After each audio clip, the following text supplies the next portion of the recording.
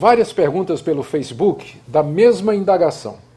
Qual seria a tradução bíblica, a versão bíblica que eu recomendaria para a igreja? Bom, essa é uma boa pergunta. Acho que vale a pena a gente gastar aqui um minuto disso. Você primeiro tem que entender duas coisas que estão por detrás das traduções. Primeira é a questão do texto grego. Estou falando do Novo Testamento. Tá? Primeiro, tem no Antigo também, mas no texto grego do Novo Testamento essa questão se torna mais aguda. Você tem basicamente dois textos gregos. Você tem um que é chamado texto crítico, que é baseado em 3 ou 4 manuscritos mais antigos, datando do século 2, 3 e 4. E você tem o chamado texto majoritário, que é baseado na grande maioria dos documentos antigos, textos manuscritos antigos, mas que datam de bem mais cedo, bem mais tarde para nós, né? Datando aí do século 8, 9 e 10. Então, a pergunta é, o que está mais próximo do original? Os mais antigos ou a maioria dos manuscritos?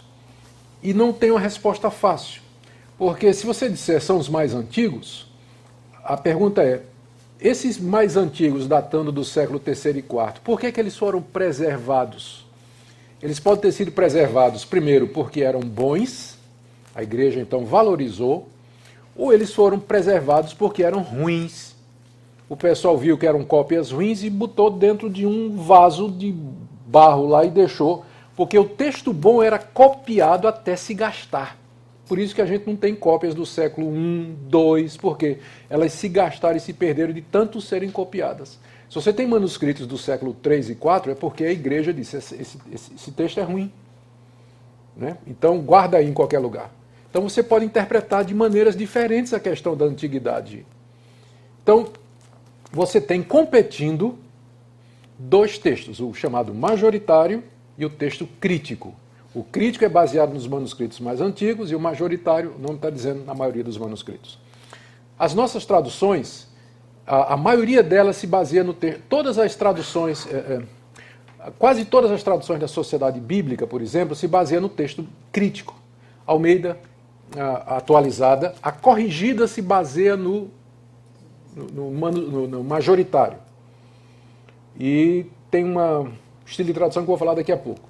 A NVI no texto crítico, Bíblia da Linguagem de Hoje no texto crítico. Almeida Fiel, baseado nos olhos manuscritos, é baseado no texto majoritário. A Sociedade Trinitariana, baseado no texto majoritário. Então, você tem essa questão dos textos. No final, a diferença entre eles é mínima.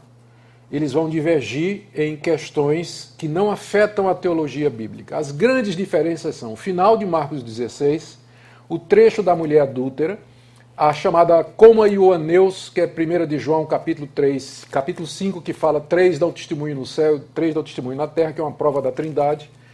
Nenhum desses textos, se tirados, vai afetar a nossa teologia bíblica. A gente tem outras maneiras de provar a Trindade, o texto da mulher adúltera não prova nada que não tem em outros lugares, e o final de Marcos 16, que manda pregar o evangelho, que vai ter sinal e prodígio, você encontra no livro de Atos. Então, nenhuma dessas diferenças afeta a teologia bíblica como um todo. Então, essa é a primeira boa notícia. Segunda questão que tem que ser levada em consideração quando você está avaliando traduções é que existem dois métodos de tradução. Um é chamado de equivalência formal, em que você transmite palavra por palavra. Palavra por palavra. Então, você vê a palavra no hebraico e qual seria o equivalente daquela palavra no português. Você traduz palavra por palavra, dando o sentido de acordo com esse relacionamento de palavra com palavra, é chamado de equivalência formal. Então, por exemplo, no hebraico está dizendo assim, ou no grego, né? Amai-vos uns aos outros com entranháveis afetos.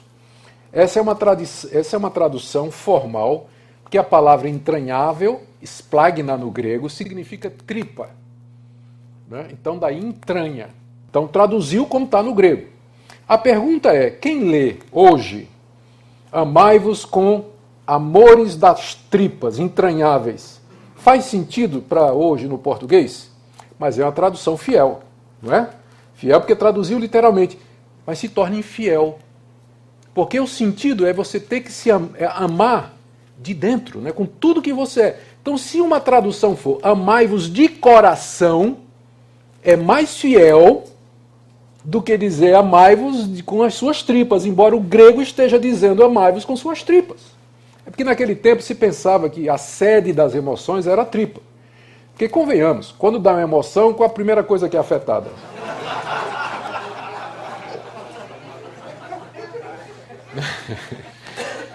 Foi mal, desculpa. Então, aí vem o segundo estilo de tradução, é chamada equivalência dinâmica. Você primeiro interpreta a frase no original e pergunta qual seria o equivalente dinâmico naquela língua.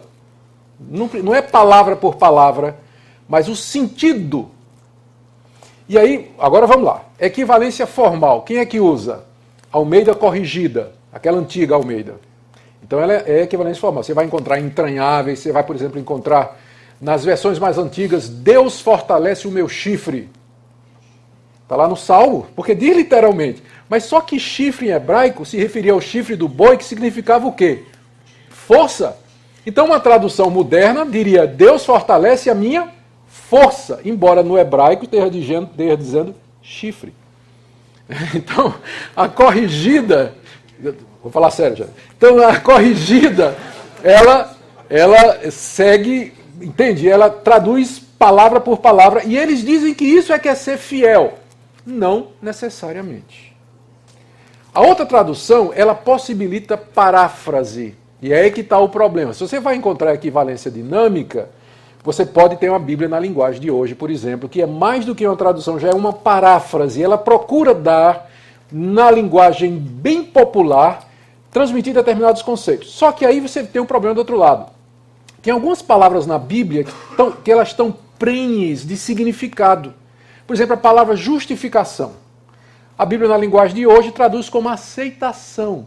O argumento é que justificar não é um conceito que brasileiro está acostumado. A ideia legal de justificação. Sim, mas aceitar não é a mesma coisa. Né? Aceitar é um dos efeitos da justificação, porque Deus nos justifica, então Ele nos aceita. Não é a mesma coisa. Então a Bíblia na linguagem de hoje, no afã de evitar os problemas do texto, de traduzir literalmente, ela acaba indo para um outro extremo. É uma tradução boa em vários sentidos. Tem passagens na Bíblia da linguagem de hoje que eu acho melhor do que a Almeida, que é a NVI. Né? Os caras foram muito felizes em fazer isso. Mas como um todo você tem que ler com cuidado porque usa esse esquema de equivalência dinâmica. NVI tenta usar uma combinação das duas.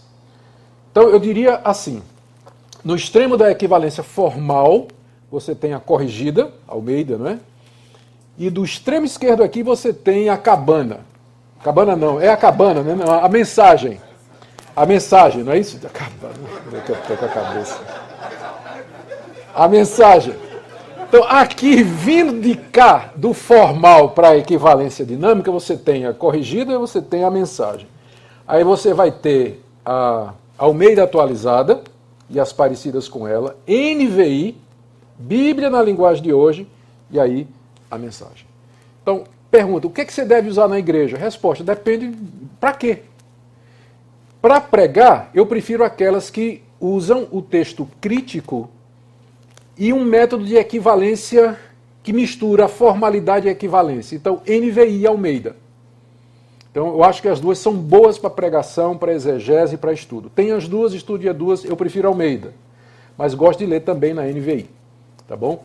Se você quer usar outras traduções para comparar, então eu pegaria a corrigida, que tem uma versão bem formal, a equivalência formal, e pegaria a mensagem ou a Bíblia na linguagem de hoje. Para você comparar, apenas para comparação, mas para trabalho pastoral, eu recomendaria a Almeida e a NVI. Almeida em primeiro lugar, né, atualizado, e a NVI também em segundo lugar. Tá bom? Essa é a resposta que eu daria.